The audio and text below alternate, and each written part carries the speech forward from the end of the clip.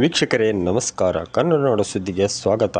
Navalgund police ಠಾಣಾ ವತಿಯಿಂದ root March. Navalgund ಮುಂಬರುವ ಗಣೇಶ ಚತುರ್ಥಿ ಅಂಗವಾಗಿ ನಗರದ ಶಾಂತಿ ಸುವ್ಯವಸ್ಥೆ ಕಾಪಾಡಲು ಇಂದು ನಗರದ ವಿವಿಧ ಗಲ್ಲಿಗಳಲ್ಲಿ ನವಲಗುಂದ ಪೊಲೀಸ್ ಹಾಗೂ RAF ತಂಡದಿಂದ ರೂಟ್ ಮಾರ್ಚ್ ಮಾಡಲಾಯಿತು.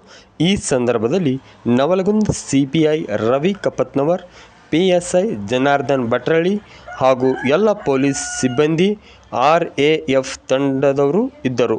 ವರದಿ ಶರೀಫ್, ಕನ್ನಡ ನಾಡು ಸುದ್ದಿ, ನವಲಗುಂದ.